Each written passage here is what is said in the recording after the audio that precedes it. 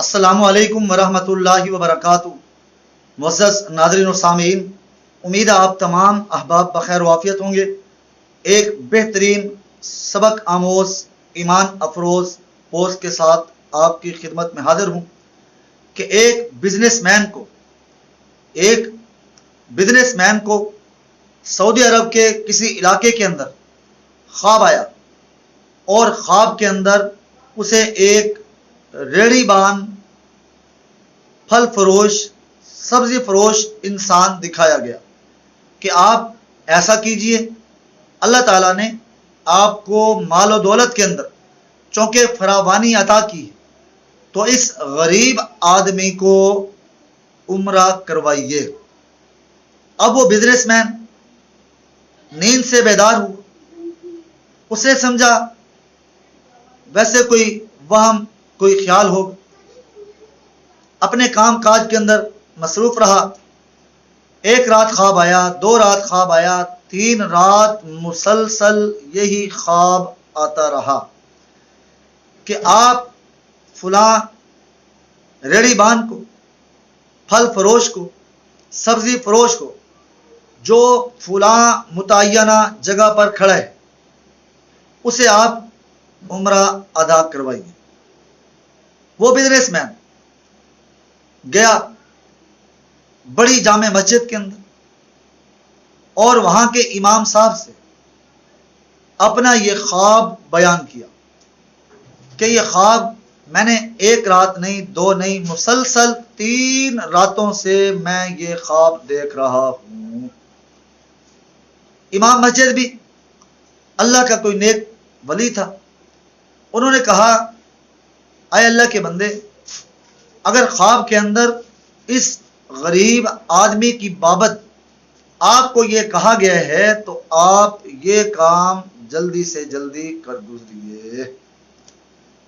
اب اس business man نے اپنے ایک ملازم کو اس ریڑھی والے کے پاس، سبزی فروش، پھل فروش آدمی کے پاس معلومات لینے کے لیے بھیج دیا۔ پھر اس سے رابطہ کیا، اور رابطہ کر کے اس بزنس مین نے اس غریب آدمی سے کہا کہ میں آپ کو عمرہ ادا کروانا چاہتا ہوں، آپ تیاری کیجیے۔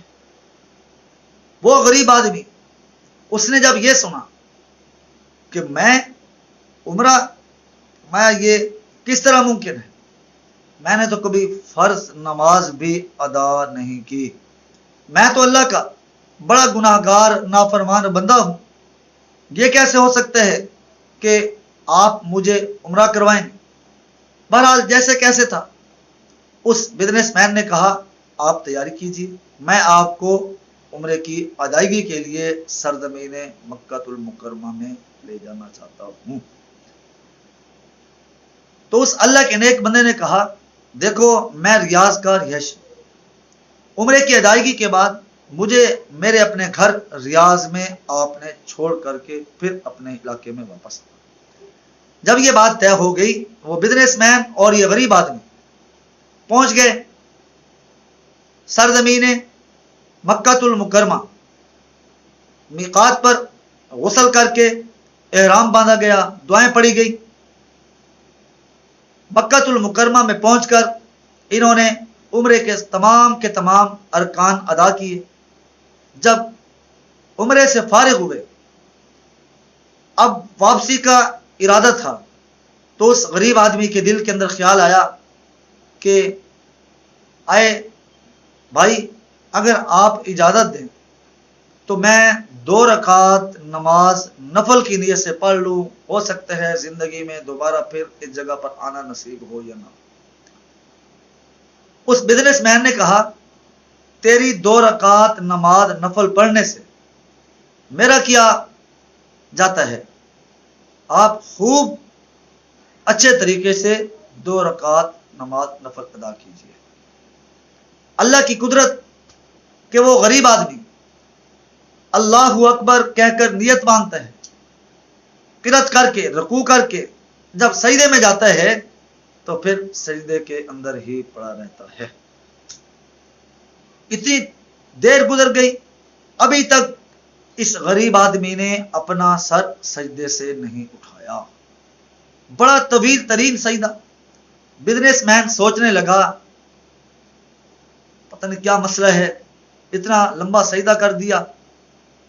بالآخر اسے محسوس ہوا کہ اس کی روح اس کے جسد انصری سے پرواز کر چکی ہے.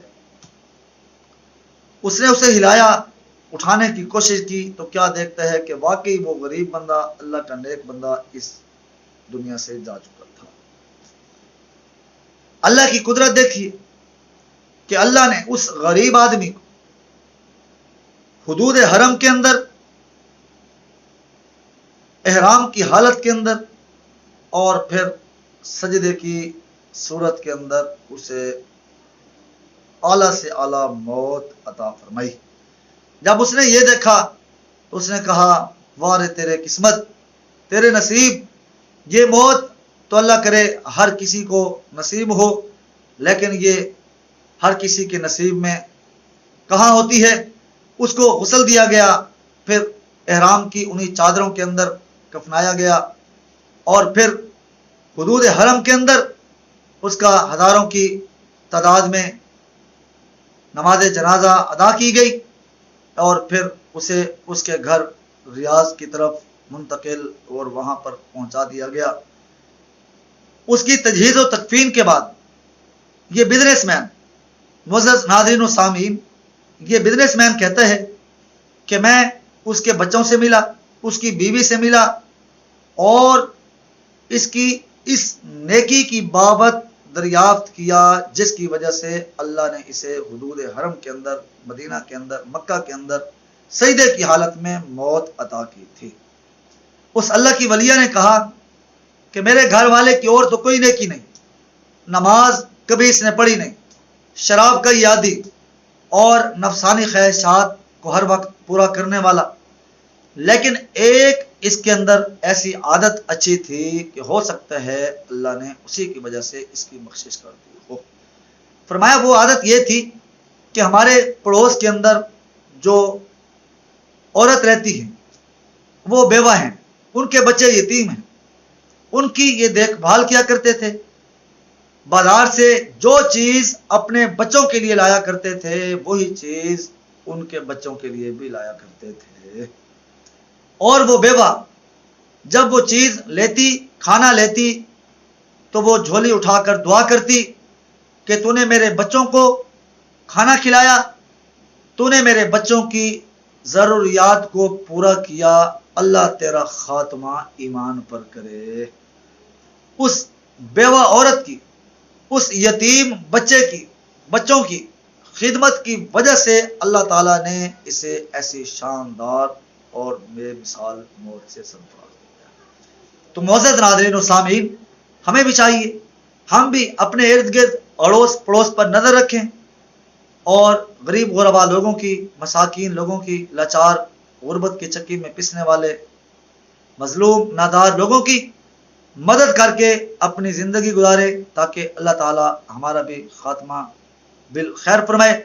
پیارے نبی صلی اللہ علیہ وسلم کا فرمان ہے کہ صلہ رحمی کرنا، غریب کے ساتھ ہمدردی کرنا، یہ انسان کو بری موت سے بچاتا ہے. تو آئیے ناظرین و سامعین، خود بھی ان باتوں پر عمل کرنے کی کوشش کیجیے، دوست احباب کو بھی عمل کی نیت سے شیئر کیجیے. والسلام علیکم ورحمۃ اللہ وبرکاتہ.